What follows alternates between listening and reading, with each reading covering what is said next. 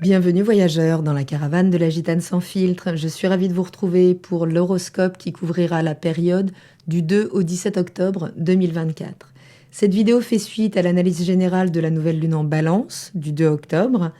Et dans cet horoscope, je vais d'abord contextualiser quel secteur de votre vie est en train d'être renouvelé dans l'énergie de la Balance, puis l'influence du ciel en fonction de votre signe, jusqu'à la prochaine pleine lune qui aura lieu dans le signe du Bélier.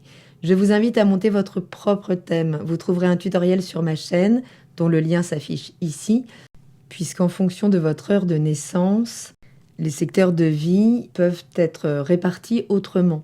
Donc n'hésitez pas à faire une combinaison de votre signe lunaire, solaire et ascendant pour une compréhension plus personnelle des influences du moment. Donc si vous êtes Scorpion, ascendant Scorpion, ou si vous avez la lune dans le signe du Scorpion, la nouvelle lune en Balance s'est manifestée ou se manifeste dans le secteur 12 de votre thème avec le nœud sud qui est là. Donc, une nouvelle lune en maison 12, elle met l'accent sur la fin d'un cycle, sur la fin d'une phase, qu'elle soit de repli ou de guérison intérieure. Mais c'est une période propice à la réflexion, à l'introspection, qui vous invite à lâcher d'anciens schémas en lien avec la relation ou les partenariats. Le nœud sud en maison 12 appelle à libérer des attachements inconscients, notamment autour des comportements autodestructeurs ou des anciennes dépendances. Vénus est dans votre secteur 1 et vous donne un magnétisme tout particulier pendant cette période qui vous permettrait peut-être d'attracter de nouvelles possibilités d'accroître votre valeur à vos propres yeux et donc de déclencher une forme d'attraction dans votre vie. Vénus, donc vos valeurs, vos finances, vos émotions, sont en interaction avec Saturne qui rétrograde le secteur des enfants, de la relation amoureuse, de la créativité, et Mars qui, lui, active le secteur de l'étranger, active le secteur des grandes connaissances, des grands apprentissages, et aussi de tous les systèmes de croyances. Donc tout ça travaille ensemble là pour vous permettre de rénover complètement votre rapport à la relation, y compris en termes de concept. Donc peut-être apprenez-vous à mettre des limites à tout ce que vous donnez à vos enfants, aux partenaires amoureux.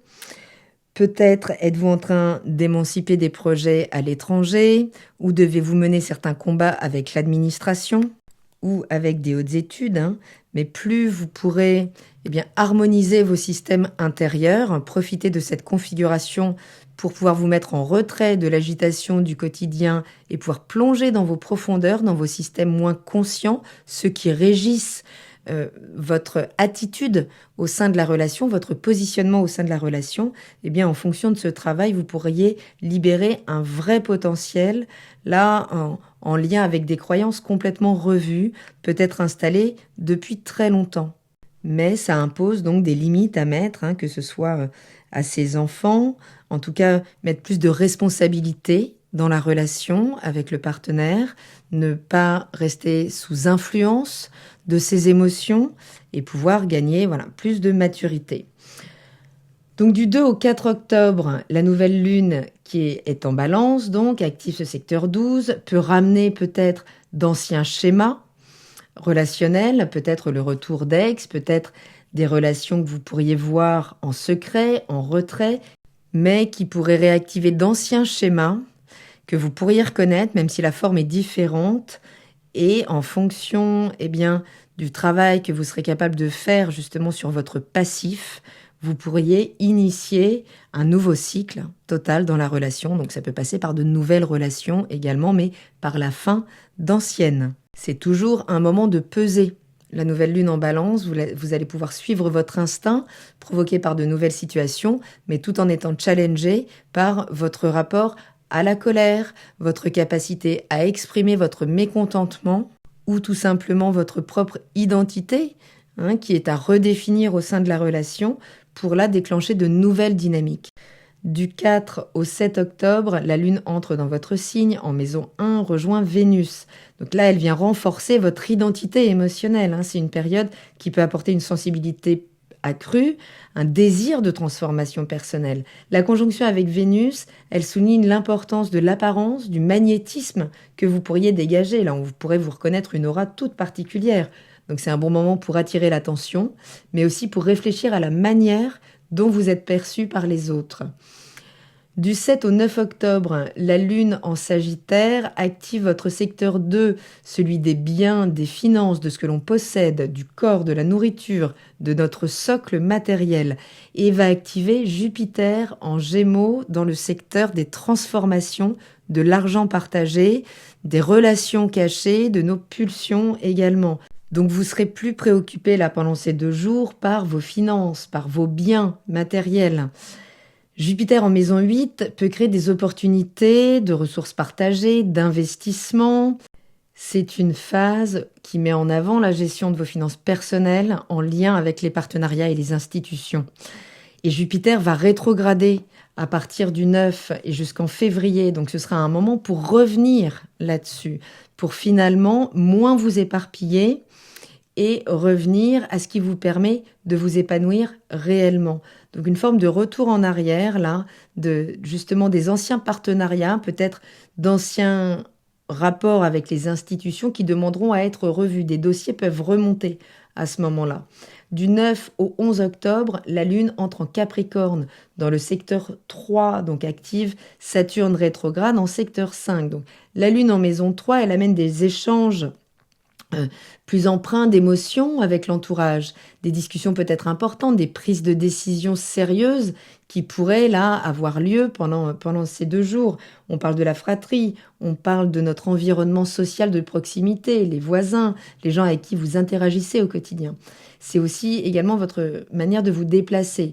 Donc l'activation là, de Saturne rétrograde maison 5, elle met l'accent sur les responsabilités liées à la créativité, liées aux enfants, liées aux partenaires amoureux, et qui pourraient ralentir là, certains projets dans ces domaines pour vous permettre de travailler plus de rigueur, plus de structure en lien avec votre capacité à désémotionnaliser les débats, c'est-à-dire à entrer dans plus de contenance émotionnelle en lien avec ces thématiques, puisque là, il y aura vraiment la possibilité de montrer là où vous en êtes en termes de responsabilité, de structure, de maturité. Sinon, vigilance, toujours. Le 9 octobre, le trigone entre Vénus dans votre secteur 1 et Mars dans votre secteur 9 favorise des opportunités liées au voyage, à l'enseignement.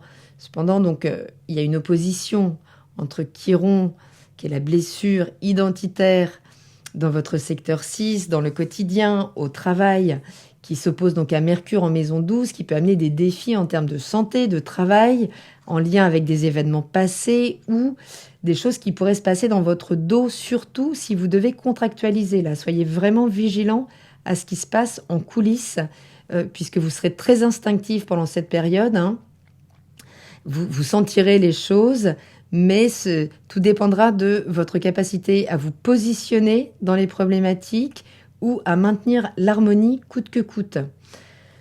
Du 11 au 13 octobre, la Lune entre en Verseau, active le secteur du foyer, de la famille, du lieu de vie, vient activer Uranus rétrograde en Taureau dans le secteur de la relation. Donc la Lune en Verseau dans ce secteur, elle incite à réévaluer vos bases émotionnelles et domestiques. L'activation d'Uranus rétrograde maison 7, elle pourrait apporter des surprises ou des changements inattendus là, dans les relations, dans les partenariats. Vous pourriez ressentir une tension entre vos besoins personnels et ceux de vos partenaires qui nécessitent une adaptation sans faire trop de concessions. Il y a vraiment un positionnement à trouver en termes d'équilibre, forcément, puisqu'on est dans la période de la balance. Le 12 octobre, Pluton, qui maîtrise votre énergie, repasse en direct dans votre secteur 3. Donc là, il y a une transformation intense dans les échanges et dans la communication avec votre environnement immédiat. Donc des vérités cachées ou des informations importantes pourraient surgir, peut-être en lien avec la fratrie, avec le voisinage, en particulier donc autour de votre environnement immédiat, je le rappelle. Et ce redémarrage, il est activé par les émotions, puisque c'est au moment du passage de la Lune. Donc ça va encore accentuer l'urgence là, de trancher dans certaines discussions difficiles. Du 14 au 16, Red Alert, là, c'est vraiment un moment qui peut être très intense. La Lune est en Poisson dans votre secteur 5.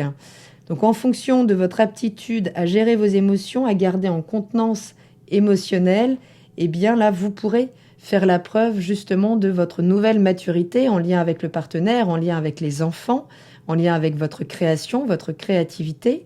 Donc ça pourrait adoucir certaines tensions créatives ou affectives, mais tout en maintenant une atmosphère un petit peu floue, hein, puisque les choses doivent être éclaircies quand même autour de ces sujets des relations amoureuses, des projets créatifs. Là, mais il y a une forme de soutien subtil. Donc c'est une journée qui peut être marquée par de nombreux carrés, des oppositions qui vont impliquer peut-être la santé, peut-être les collègues. Mars en maison neuve nous parle de nous ouvrir à de nouvelles idées, de nouveaux concepts, peut-être par le biais de voyages, par le biais de situations qui nous sont totalement étrangères, qui nous demanderont de gérer notre émotionnel et de montrer notre maturité nouvellement acquise. Et le soleil en maison 12 parle de toute façon d'une période de retrait pour vous, d'aller ressourcer votre énergie en profondeur, peut-être en étudiant certaines problématiques secrètes au niveau de votre inconscient, en faisant l'introspection nécessaire, mais en tout cas sur des frictions internes qui pourraient se métaboliser en conflits extérieurs. Ce sera vraiment un bon moment pour aller fouiller là, en profondeur. Chiron, donc en secteur 6, carré à Mars en maison 9, là, ça peut vraiment exacerber des tensions au travail, dans la gestion de la santé, des conflits liés à l'étranger, à des idéaux, à des projets à long terme, là, qui pourraient refaire surface. Donc cette pleine lune en bélier qui arrivera le 17, eh bien, elle vous confrontera avec l'axe 6-12 à une prise de conscience de l'équilibre entre votre santé, votre travail, entre les relations exprimées, montrées au quotidien et les relations cachées, peut-être les domaines plus spirituels ou cachés de votre vie, votre capacité en tout cas à aller chercher de la ressource intérieurement en se soustrayant de l'agitation de l'extérieur. Mais ce sera un moment de mise en lumière de ce qui aura été travaillé en coulisses avec une possible réorientation là, des priorités quotidiennes. Donc oui, les thèmes de transformation personnelle, de gestion des finances, des relations seront vraiment mis à l'honneur là, ainsi que des restructurations de la vie domestique et émotionnelle qui seront très présents pendant cette période, que j'espère avoir un petit peu éclairci. N'hésitez pas à mettre des commentaires ou à me poser des questions.